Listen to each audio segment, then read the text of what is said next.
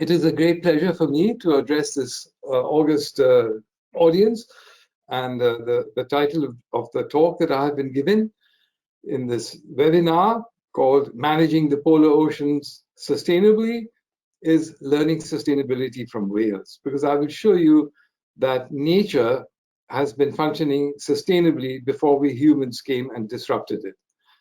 Now, before the humans started becoming active in the Antarctic, the whale population there was extremely large. It's almost unfathomable for us to understand how many whales there were there before. And we know this from early descriptions. Whales' backs and blasts were seen at close intervals from quite near the ship and from horizon to horizon. The sea was swarming with Euphausia. Euphausia is krill, which I will talk about a bit later. Now, here you see a pod of humpback whales, because we don't have blue whale swarms, herds anymore. We don't see them. But so we have now humpback whales. And humpback whales have recovered a bit, but that's another story. This is the blue whale, which is the largest animal that ever lived. And by the way, it was the female that was the largest animal. They used to weigh up to 150 tons. And their numbers have declined from 360,000 to less than 3,000 now, and their recovery is threatened by declining krill stocks. Now, this is a diagram of the blue whale next to an elephant, and the lower diagram shows the decline of the population from somewhere between 300 and 350,000 whales in the Southern Ocean, and the bars here show the harvesting when they were killed and converted into pet food. Now, here's a diagram of all the whales that were killed in the Southern Ocean. The blue line are the blue whales, green are the fin whales, which are slightly smaller than the blue whales and have a very similar ecology. So how many whales have gone? More than 360,000 blue whales were killed, and about 500,000 fin whales were killed. Together, their biomass made up about 70 million tons. These whales were converted into oil, soap, and pet food. They fed exclusively on Antarctic krill, and at least 100 million tons of krill were eaten by whales per annum. This number, 180 million, is very conservative, because you can see 70 million ate less than 3 times their food, their own weight per year, which is very conservative. So this number is likely to have been much higher. So all the numbers I'm giving you now are conservative. There's no exaggeration here. Now, what does 180 million tons of krill mean? You compare it with the annual global marine fish catch, which is stagnating at 100 million tons. Then you can see that the amount of whales that were eaten, the amount of krill, that were eaten by the whales was twice as large as the global fish catch. And as you all know, the fish stocks are now severely depleted. And the krill stock, however, must have been sustainable, because whales are long-lived and they kept coming back and feeding on this krill. The blue whale stock is now below 3,000. And when the moratorium was passed in 1964, there were only about 600 left. And they have recovered, but very slightly. It's just, they're still like 1% of the population that were there originally. So why are they not increasing more? Now, after the whales had been killed, it was assumed that the krill stock would increase, because their predators had been removed. But what actually happened is that the krill stock went down. And this is krill, and krill feeds on diatoms on the left, and it also feeds on copepods here on the right. So krill is a very versatile organism. It feeds on everything, and in turn it is fed on by penguins, seabirds, whales, seals. So there are a lot of animals feeding on the krill, and krill is, as I said, very versatile. Here's a close-up. The krill can be up to 6 centimeters in length and can live up to 6 years. Now, krill is typically a creature of the open ocean. Here, this is a krill you can see over here, feeding on all the plankton practically. It can feed on diatoms, it can feed on copepods. It's a very versatile feeder. Here's a copepod. And krill swarms used to be were very, very frequent. I mean, you saw krill swarms all over the place, but only up to about the early 90s. The last krill swarm seen at the surface was in the early 1980s, sorry, 1980s. Here's a photograph of a krill swarm. And the reason why they come to the surface is because the swarm is so large that they push the individuals up to the top. So I have spent over 2 years in the Southern Ocean. I have never seen a krill swarm at the surface. Now, krill can also feed under the ice. This picture was taken during a cruise on which I was there. And here you see the krills scraping diatoms off the undersurface of ice. They can even descend to the seafloor at over 3,000-meter depth and feed on diatoms that have sunk out. Here, these green stripes that you see on the seafloor are diatoms that have sunk out. And you can see the krill swimming around here, feeding on them. And krill can also eat enormous amounts. This is a krill in an aquarium feeding on ice algal aggregates. And you can see that it's not only feeding continuously, as you can see by this, there's the food in the gut coming out here as a fecal string. This string loops around and comes back into the gut. So they can feed enormous amounts and they keep feeding. So they are gluttons. And why is this behavior rewarded? Ecologically, it must have some kind of a meaning. Now, the krill stocks have declined enormously since the whales have gone. Long-term decline in krill stock increase in salps within the Southern Ocean. This is a paper published in 2004. And here you see how the krill have declined in this period since the 1970s. And this is on the left, the scale is logarithmic. Now, krill, as I mentioned, is specialized to feed on diatoms on the left, and you have two kinds of communities in the plankton. You have diatom blooms, this is the green, and the pale blue are the microbial loop. So after the diatoms have bloomed and taken up all the nutrients, they sink out. And then the microbial loop is established. And this is what today's ocean looks like.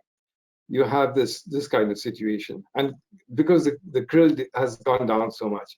Now, these are satellite images. On this side, this is a satellite image of the chlorophyll concentration around Antarctica, and you see that this area here, this is the former whaling grounds of the whales.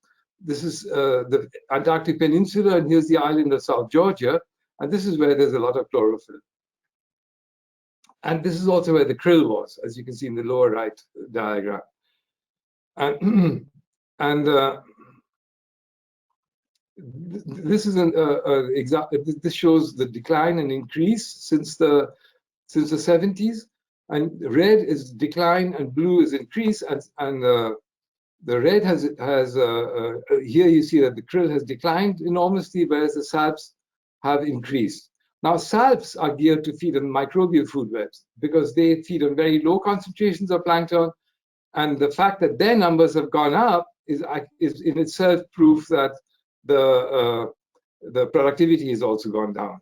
Here you see the diagram of salp distribution in the first half of the last century, and here in the second half of the last century, you see that they're coming closer to the coast because the productivity has gone down. Now, estimated size of the krill stock in the Southern Ocean, the direct estimates of krill size, stock size indicate that there's about 100 million tons of krill still left in the Southern Ocean. And the food demands, as I mentioned already, was already about 180 million tons, or double the amount was eaten per year than is there now. And since krill can live up to 6 years, a conservative estimate of the krill stock necessary to provide the 180 million tons per year is 600 million tons. So the stock size translates to the 600 million tons in the whaling grounds of the Southern Ocean translates to 30-gram carbon per square meter. And I estimate the whaling grounds to be about 2 million square kilometers, which is about 10% of the sea ice zone in the Southern Ocean. Now, an average phytoplankton bloom has a carbon content of 10-gram carbon per square meter, which is 1/3 that of the average stock size of the krill in that region. So there was much more animal biomass than phytoplankton in the whaling grounds, the former whaling grounds.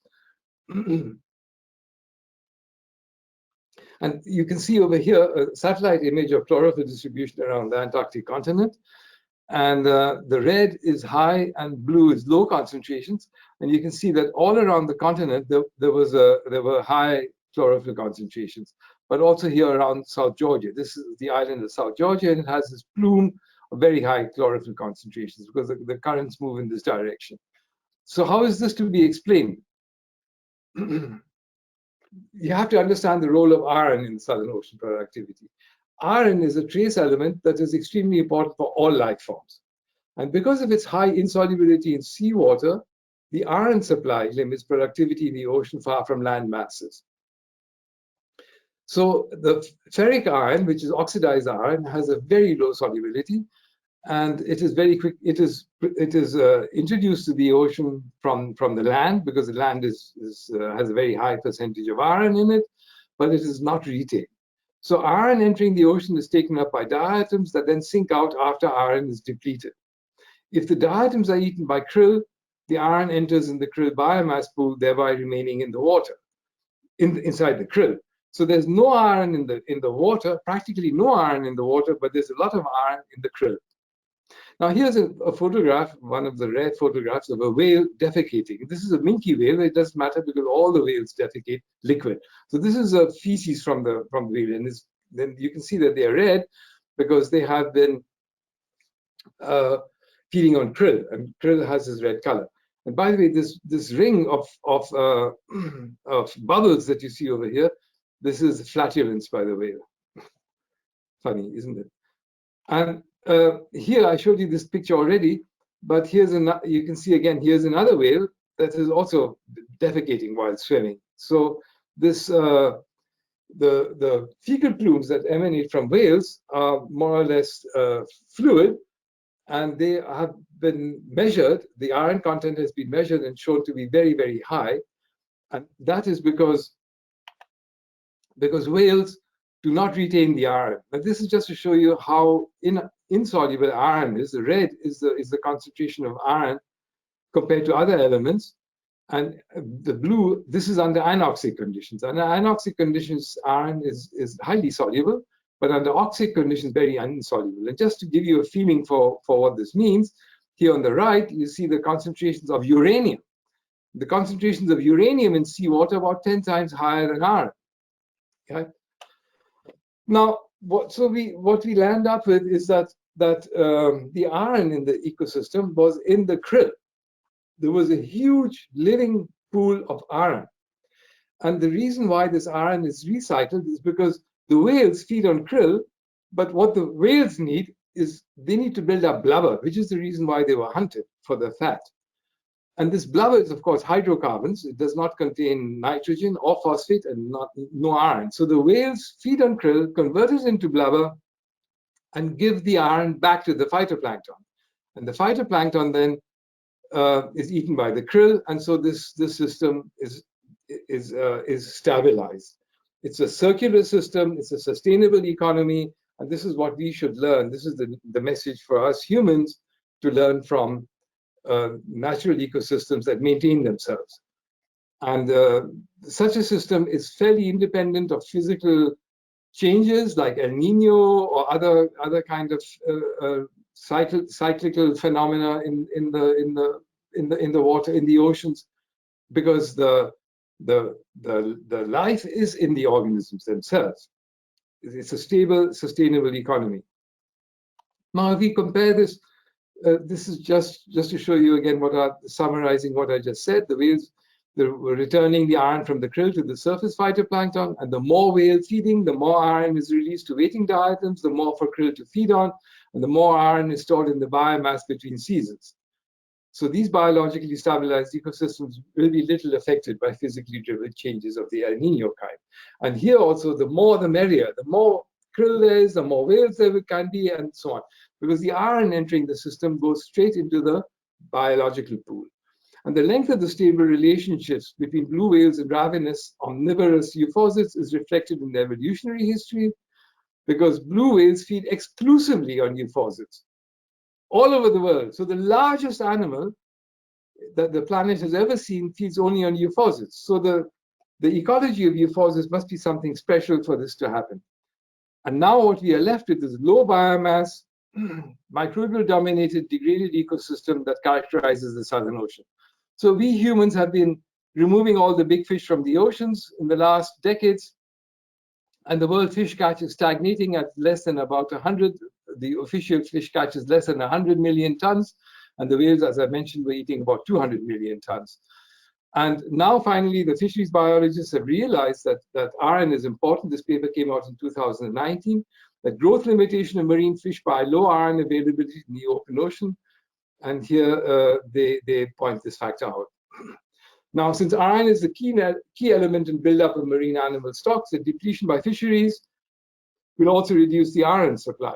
And a nature-based solution to this problem would be to mimic feeding whales and release iron to the surface layer. However, there is opposition to carrying out iron fertilization experiments because some believe it will cause harm to natural ecosystems. Nothing could be more wrong. So today's Southern Ocean is inhabited by low biomass, iron-depleted, microbial-dominated, degraded ecosystems.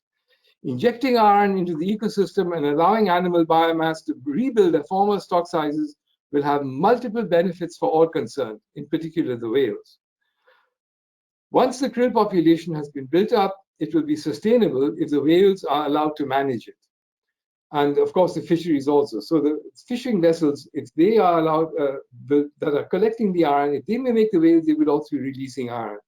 And not pointing out the simple fact, from my point of view, is tantamount to dereliction of duty. If I don't tell you what I know, and my recommendations are that we pump up the krill biomass by adding more and more iron, by adding iron, letting pump up the living biomass, then this will also apply for the rest of the world ocean.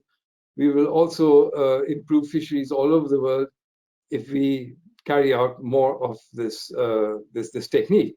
However, we need to carry out the experiments first, but because they are unpopular, they are not being carried out yet. But I need to let you know this very simple fact that we have found over the last decades, that iron rules the fish biomass or the large animal biomass in the ocean. Thank you very much for your attention. Thank you very much, Professor Victor Smetacek. It was a wonderful talk, and we thoroughly enjoyed it. I'm sure we will take this forward in our upcoming sessions. Thank you. Thank you so much, sir. You're welcome.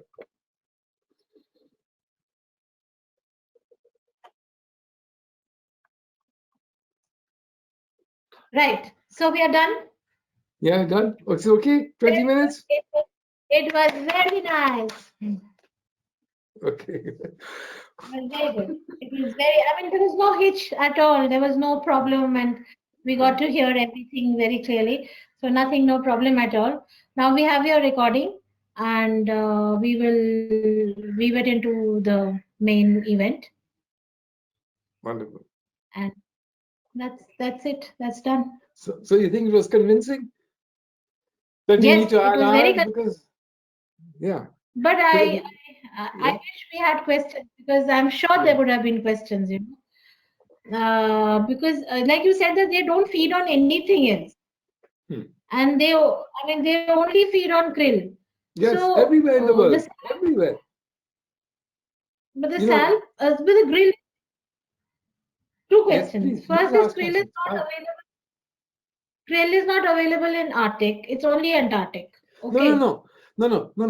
Krill, the word krill is a general term, right? So relatives of, when you say, okay, put it this way, the species around the Antarctic is Euphausia superba, but there's also Euphausia pacifica, and there's other related genera, Thyssanoessa, and so on and so on. They're all Euphausia. They look the same, but they are all over the ocean.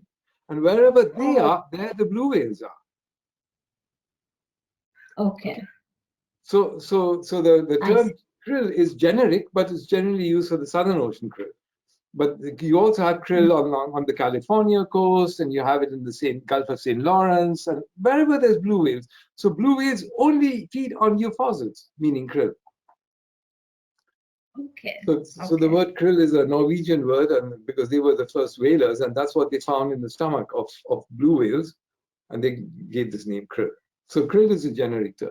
Yeah. So these things are okay. I'll tell you just kind of a bit privately. I just reviewed a paper for a very prominent journal, and these people have shown they have done direct measurements of whales. Feeding whales. So with these all this new equipment, these new sensors, which you stick on the whale, and then they can follow the whale feeding, and then they can see how much the whale is feeding. They find that they've been eating like 2 to 3 times this amount that I gave over here. Oh. Yeah. So not only were it's not 200 million tons, they were probably feeding on 400 million tons every year. That's what they need. God, that kind of... Yeah. So that paper is now being redone. It's being revised, and I'm very confident it will be published. So that's going to blow people's minds. Like what? And they refer to this mechanism. I was the first to publish this. I was the one to put it out. It's my idea. So I published this, and it was picked up by the press. The George Monbiot from The Guardian. He called it the power of whale poo. So if you go to YouTube, there are lots of videos on this whale krill relationship and sustainability, but it's in the popular press. The problem is the scientists don't want to have anything to do with it. They just don't pick it up. It's how difficult it is to let people know new ideas.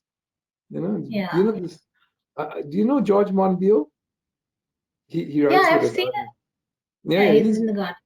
Yeah, he's an excellent, and he writes about all kinds of things. He's written about books also.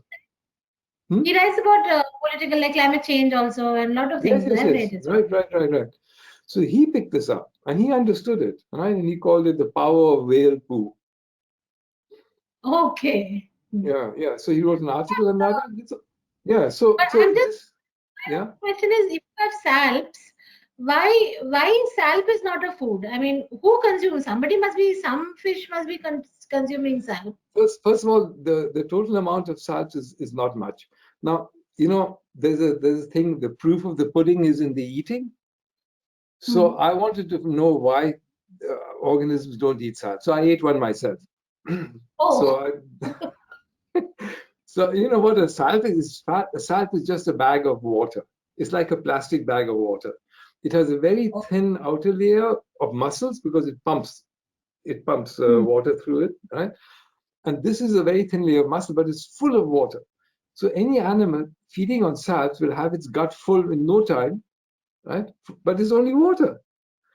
So that's why they don't feed on it, right? So it's not an attractive food item. If there's nothing else, then they will do that. But then, as I say, it's like drinking water. You have your belly full of jelly, and that's why they don't feed on jellyfish either. For the same reason, right? Whereas krill is a lump of muscle. It's like a chingri. You must be knowing. It's just same like a shrimp. You know about this dried shrimp that we love to eat so much. That's what the krill is like. But a krill, otherwise, if you eat, it's not. It's bitter, isn't it? No. It depends on what they themselves have eaten. But krill is not bitter. They're tasteless. I've also eaten krill. There's no taste. So the chingri that we know, the shrimps from the coast, they have much more taste than krill. Krill are just tasteless, but they're lumps of protein. Okay. So I'll have to. I'm sorry. Okay. Yeah. Wonderful. I'll let you go and just say goodbye and all the best. And thank you for having me. And of course. So this will come. Yeah.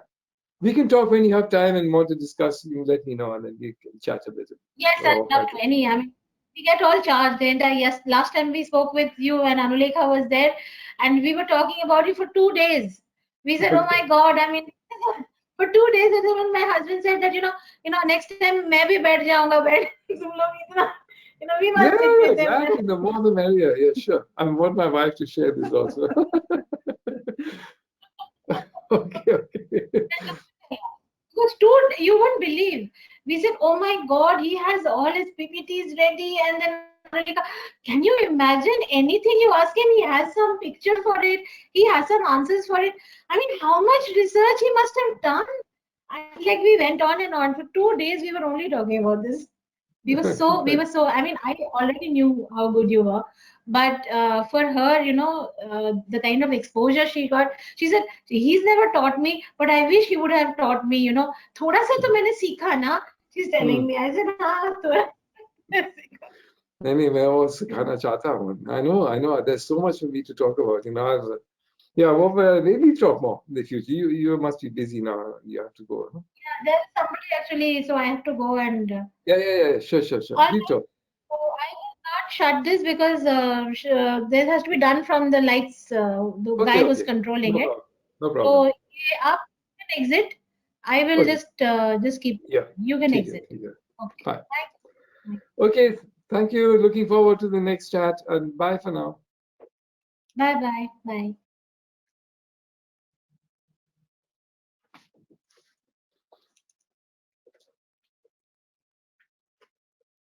So,